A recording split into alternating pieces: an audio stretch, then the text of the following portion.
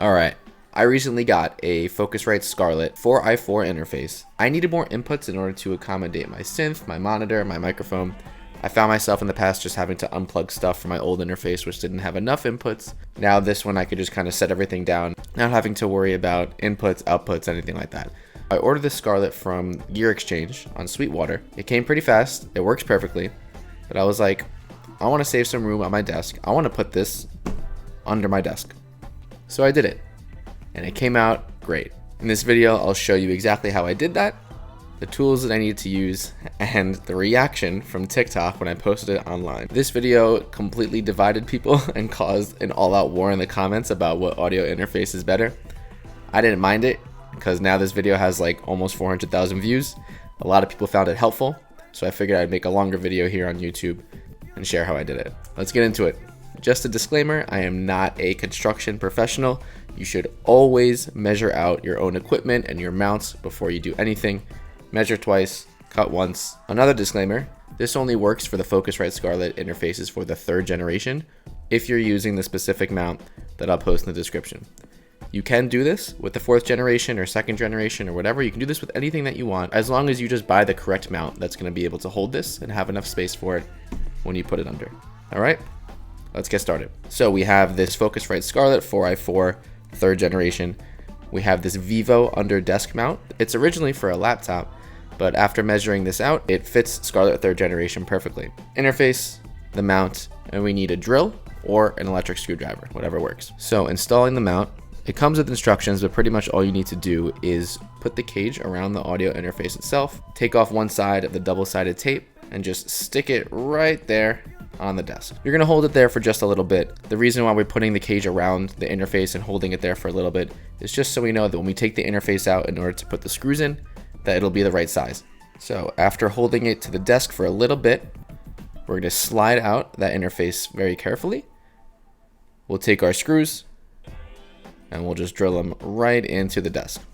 And that's it. Peel, stick, drill, that's it. Now, you want to make sure that these screws go all the way in. If you need to, make some pilot holes yourself. If these screws don't go all the way in, you'll find yourself struggling to get the interface in there because it's going to be a bit too snug. You need the screws to go all the way up so they are flush with the desk, giving you enough space to put the interface in. If you did it correctly, you'll see in this video, the interface just kind of slides right in there. I took some extra painter's tape and I put it at the top of my desk. I covered the nails. I didn't want to run the risk of actually damaging the interface itself because it is a bit snug. I took some painter's tape, I covered any sharp edges, and I just slid the interface right in there. So in the back we have the monitor out, which goes to my Atom Audio 5-inch monitors, 2 inputs for my Korg synth, left channel and right channel, 2 MIDI cables which run to my synth, the USB-C cable that runs into the computer, and the front, you'll see that's where I plug in my microphone, which is this microphone, the AT2020. In order to save some space, I found these right angle XLR connectors. And you can see, plugging it into the front gives it a bit more of an angle, so I'm not really bumping into the wires and it's not sticking out so much. So I bought a 2-pack for like $5. Again, I'll put that in the description. I put one actually directly into my mic, which you see here. And the other one I put for the input at the front of the audio interface. It just prevents the XLR cable from sticking out too much. I love this setup. I think it's super clean. It feels like having a mini command center right here. I can just reach out. I can control the phantom power for my microphone. I can control the gain for my microphone. And of course, I can control the master volume. If I need to use headphones, just plug it right in there on the front. It's perfect. It has everything I need, nothing I don't. I don't need any fancy gear. It does what I need it to. It connects my synth, my microphone, my speakers, all to my computer, so I can make and record music as seamless as possible. The benefits of putting it on the desk, it saved me some desk space. Desk space is very valuable, even though I know I have a massive desk here. It's a cleaner workspace. In my previous videos, you know how much I speak about having a clean workspace, clean mind, less friction to actually do creative work, less cable clutter. Also, it's just a bit more protected when it's in that cage under the desk. Mounting my interface to my desk kind of goes with my overall theme of trying to keep things as minimal as possible. I found in the past if I have too many sample packs, if I have too many plugins, if I have too many instruments and just overwhelming amounts of decisions that I have to make, I'm trying to make the process of producing music as seamless as possible, which is why I got an interface like this. An interface where I don't need to be unplugging my mic if I just want to plug in my synth. I want to be able to walk up, have no friction at all, and just start playing. The same thing can be said about my DJ booth that I just spoke about in my last video. I can just walk up there, and get started and get to work. Creating the least amount of friction between you and the creative work that you want to do is so important, which is why I did this, which is why I got the interface off of my desk, and this is why I'm posting it, because I hope it'll help you out. When I posted this on TikTok, I think it has about 400,000 views now. It kind of started this like war between all these audiophiles and people freaking out that I'm using such a cheap audio interface, or they're like, oh, all this work just for a Focusrite Scarlett. There are people who are touring the world right now who made music in their bedroom or their parents' basement off of a Scarlett Focusrite Solo. It's not about the tools you have, it is how you use it.